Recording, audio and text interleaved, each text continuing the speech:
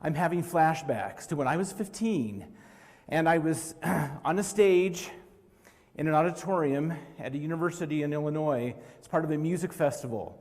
And I'm sitting at a grand piano, and I am ready to play a Chopin waltz. And I get through 4 measures, and my mind completely goes blank. And the audience was in complete silence. And in the way far back, I heard my piano teacher very loudly say, "Oh dear."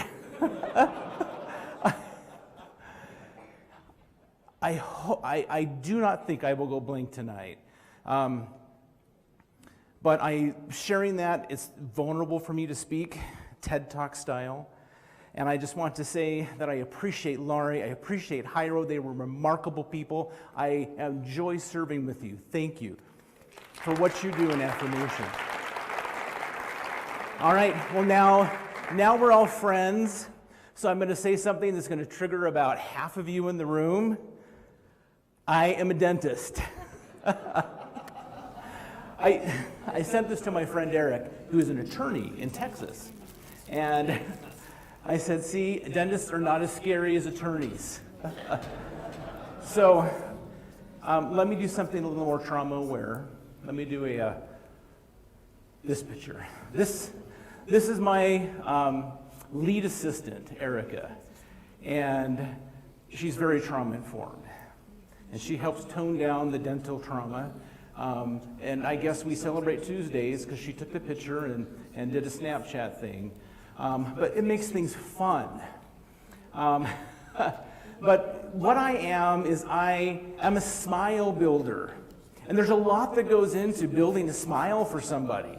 I mean, I have to think of all of these things that you're not thinking about while we are together building a smile.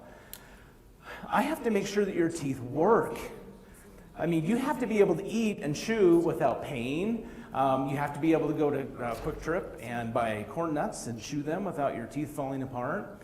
I have to think of all the engineering things to make a functional chewing surface for all of your food that you like very much.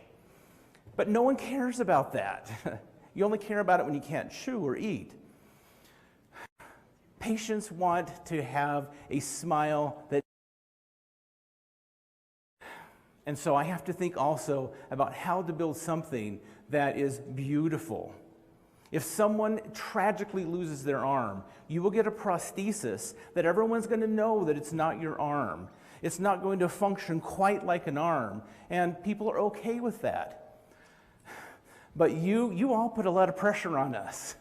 When you lose a tooth, I have to give you something that not only looks like a tooth, it functions just like a tooth. No one can know that there was never a tooth missing there.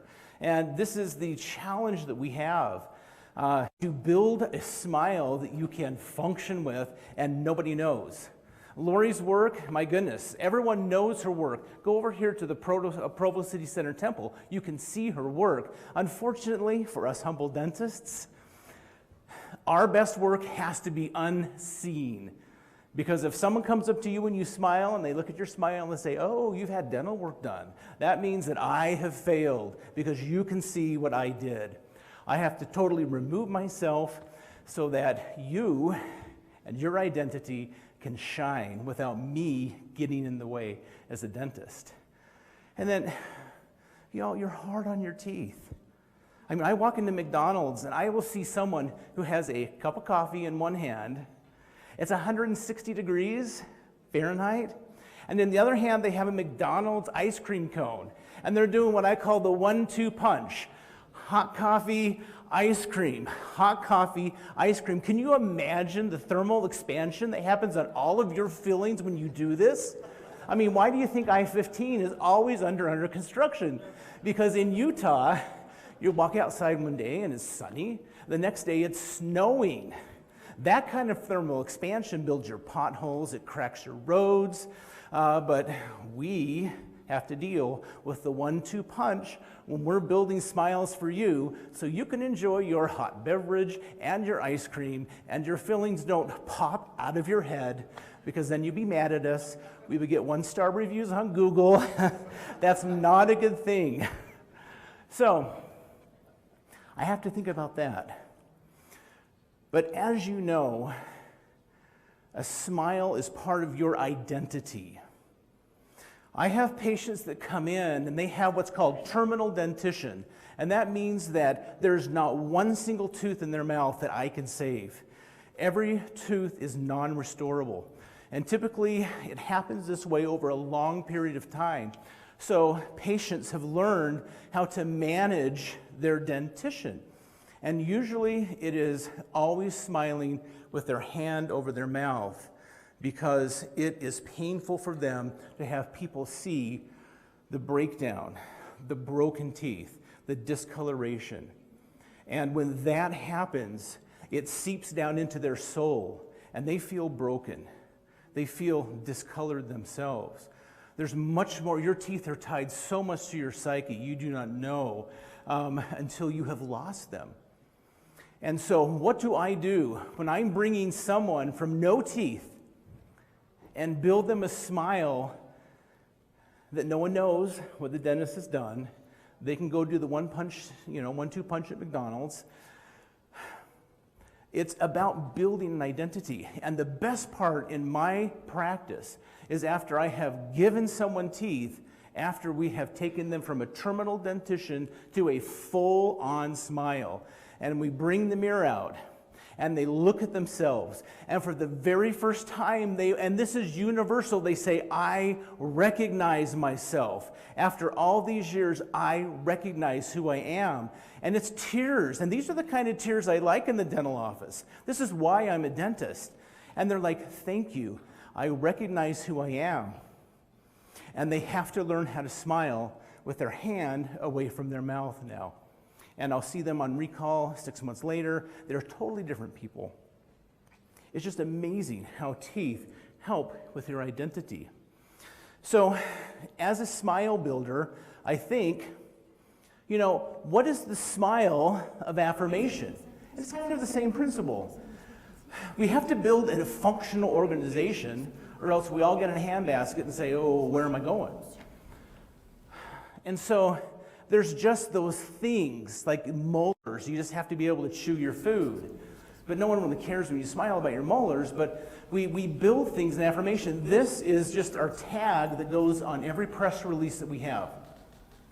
It just tells the basic of what affirmation does. We're in 20 countries. There's 12 that we want to get into soon. We help you navigate your intersections, past and present, with the church. We create safe spaces. I mean, these are just things that we do, but it's all part of building a functional affirmation for you. I am so proud to announce we are formally organized in 20 countries. This is just a list of these countries that we are in, that we are bringing the affirmation mission and values to. There are 12 countries where we have members of affirmation who write to us on a continual basis, asking, when can you come? We are lonely. We do not have community. I so desire to be able to come to these countries and build affirmation in a way that will provide peace, happiness, and remove loneliness, because there are supportive communities there. And I invite you to help us in helping to continue to build affirmation in just amazing ways. But this is only part of the smile that we build. I mean, here's the real you. If we were to say, what's the smile of affirmation? You are the smile of affirmation. I mean, we have thousands of pictures, but I don't want to be like Aunt Marge and do 1,000 pictures here. I mean, this is the magic. This is the smile. This is why we do what we do. This is community building. Columbia, you're on fire. I think the whole country is affirmation now after Carlos got done with you. Columbia, Prides in London, our spring conference in Arizona. We're expanding. I mean, we want to provide opportunities to even interface with the community. In the spring conference, we went to Feed My Starving Children, because we want to look outside also of our community of affirmation and partner with others. One of our newest chapters just organized again in Washington, D.C. Mexico Pride. I want to talk just a little about San Francisco, but I have to apologize. I spent a lot of time in the Midwest growing up, and everything's flat. And so I don't know what to do with my camera. I mean, I apparently you don't take a picture with the road level, because it makes the buildings look like they're falling over. And I promise you, Victoria Hutchings, you do not live in a building that's ready to fall over. I went to go to their chapter organizing meeting in the Bay Area. And it's just so Mormon, a sign on a paperboard just saying, you know, buzz into 20 and we'll come down and get you. I mean, this isn't where the magic is. The magic was happening upstairs. I walk in and Victoria, the president of the Bay Area, slips me a note and says, you need to know this. And I look at it and I felt super special. I felt like this was Christmas time. I am Heavenly Mother's favorite. And we sat in her living room, a whole bunch of LGBTQ Mormons, and we discovered and learned how the Bay Area chapter was going to move forward. And I want to just play to you Victoria's opening speech on the 4 things that they want to accomplish in the Bay Area. So, Victoria's words. Bad at technology and... Okay, so here are our 4 bad at technology and... Okay, so here are our 4, things that we want this to be about. Our 4 guiding impulses. And first off is Zion building. We want to put all of our talents, we all learned a lot. This church has taught us stuff. We have skills, we have network abilities. Let's turn this out and do some good. And again, we want to be joy-centered. We want this to be fun and happy and good. Because I want the tiny people in our orbit to see that this life is really happy and legit and responsible and goodness. We want to keep everything queer and trans focused. We love our mama dragons, but we're going to keep this here on us. And also, we're going to make sure we keep this intersectional. I want to make sure we have room for every kind of queer person and every kind of Mormon person. And a lot of that is going to require us to be better people because we're really white in here. And so we're going to need to work on dismantling some racism, and we're going to need to work on becoming a lot less sexist, and we're going to be better people so that there is a wider circle in this room next year. White shirt.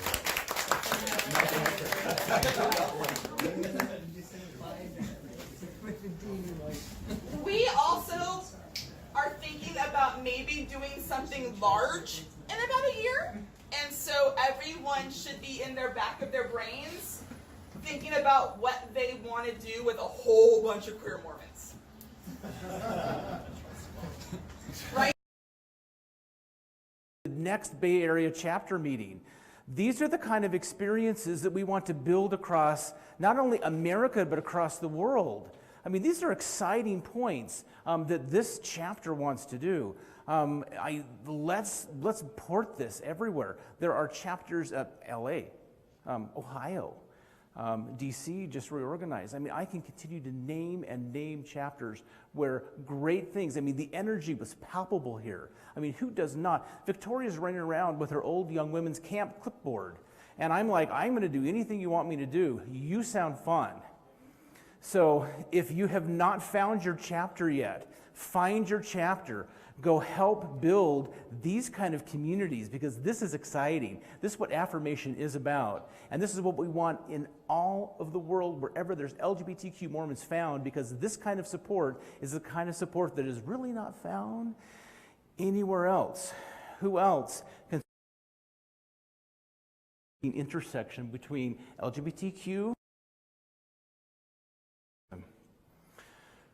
So, out now. Just 3 things. I'm going to do the dental mantra here. This is what we say. You get in quick and you get out quick. This in affirmation, this is the place to land. And what do I mean by that? You know, for many of us, when we come out, For some of us, when we come out or transition and leave that closet door, there is a red carpet there. People are there to greet us. It is a great experience, and we move along in life. But for a lot of others of us, as we come out or transition, we open that closet door, and there's not only not a red carpet, there's not a floor, and we begin to fall. And our entire world is in flux at that point. We're trying to make sense of everything. Everything we once knew now almost seems to have been lost.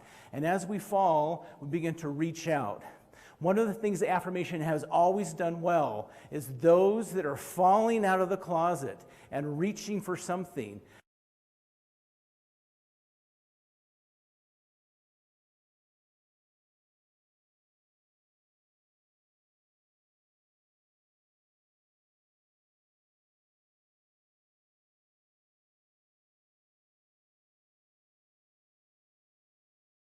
Experience is because it is valid. And then we all get together and become best friends in 5 minutes. We provide a very safe place to land, and we say, here is your community. I was falling out of the closet. I had so many falls. I thought you just came out once. My goodness, I was coming out for like 3 or 4 years. And I was alone. Wendy Montgomery saw a post that I just made. I threw it out there to the universe. And she says, hey, you know what? I know you. Here's your people. And she literally just adds me to the Affirmation Facebook site. I had no idea about affirmation at that point. She says, here's your people. And then she runs along and does what Wendy does, which is everything in the world. But she put me where I needed to be. She helped me land in a spot that has built and blessed my life and my family's life. So thank you. Let's all continue to reach out because this is a good place to land. So this is the place to heal. Once we land, what do? A very good friend of mine talks about when we do come out, we often find that now we're in the margins. We're pushed to the margins, we're refugees, and this is uncomfortable. But John says, I want to be able to navigate the intersections rather than spend my time sitting in the margins. Affirmation desires to help us successfully navigate our intersections, whatever they may be. And for most of us here, those intersections are with the church. And there's so many intersections. I had an intersection a couple years ago. My son had just turned 14. He was off to church with his mother on his birthday. And I said, what do you want for your birthday lunch? And he says, I want King's Ranch casserole. I make great casseroles. Yes, I'm a Mormon dad. And so I timed it exactly when he would be home from church. I had a hot casserole on the table. He texts me and says, I just got a home teaching assignment. My home teaching companion says I need to fulfill my priesthood duty. I will be there in an hour. And I thought, here's an intersection. I don't know what to do because I am very angry right now. I needed help navigating the intersection. So I go to the Fathers in Affirmation, and I said, here's what's happening. What do? I want to go blow up the planet right now. I have a casserole that's getting cold. This is my son's birthday. And they said, within seconds, you know what? I've done this before. I've been here. Have you ever thought about how your son feels right now? You know, you want to go blow up the bishop's door and stomp around? Have you thought about your son? What kind of conversations can you have here?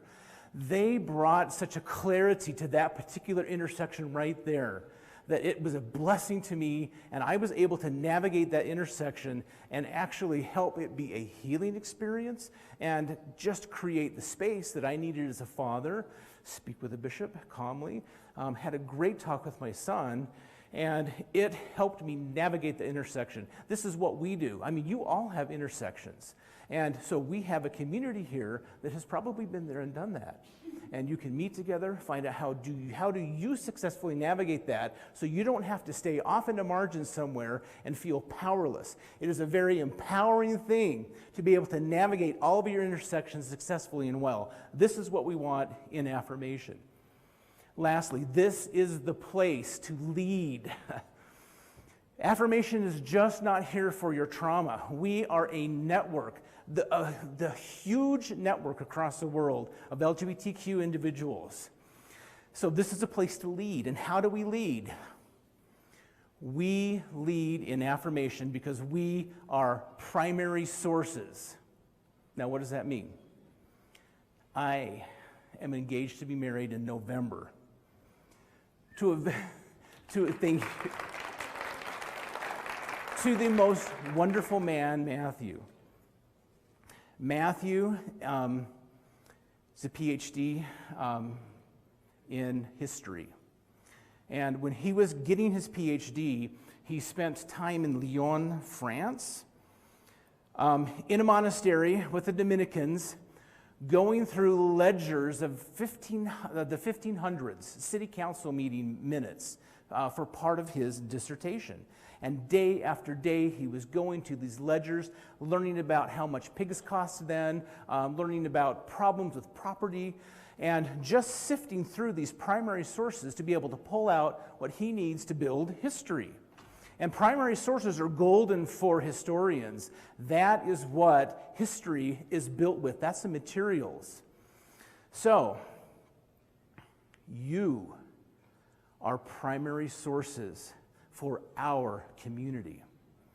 When I was 18 and I stepped out of the closet and I came out to my bishop, the only source that I knew who I was sitting on my parents' bookshelf, The Miracle of Forgiveness. That was my source for what my identity was. It was terrible. I had no other sources to go to give that example of what am I? And boy, I didn't want to be that was in Miracle of Forgiveness, because that's evil, that's bad. I don't want to be bad. So I went back into the closet. We have been around long enough now, and all of us have navigated enough intersections that we are now such a great primary resource that when people need to understand what does my future look like, that they have you as their primary resource and your primary source. And history is being built with you. That's a very powerful thing to know, that you are helping build our history. So just like bricks Lori Lee uses to build buildings, you, brick by brick, are building the history of the LGBTQ movement. So thank you for being great primary sources for all of us who need help.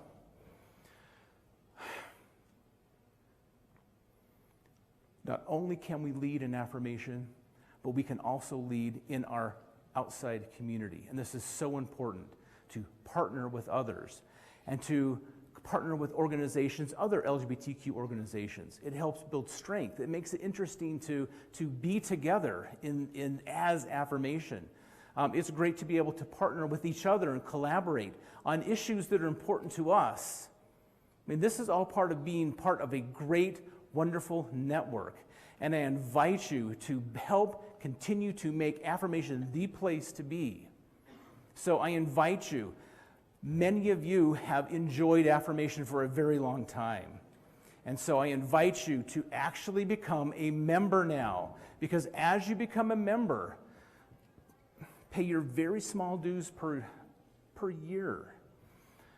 You can help us build affirmation in places and enjoy the very privileges that we do right here in Utah, along the Wasatch Front. So be awesome primary sources. Reach out and help build. And I invite you to join me, join our executive committee as we lead and we move affirmation to become the absolute best and exciting community that captures us and helps us continue to navigate our intersections with power and with joy. Thank you.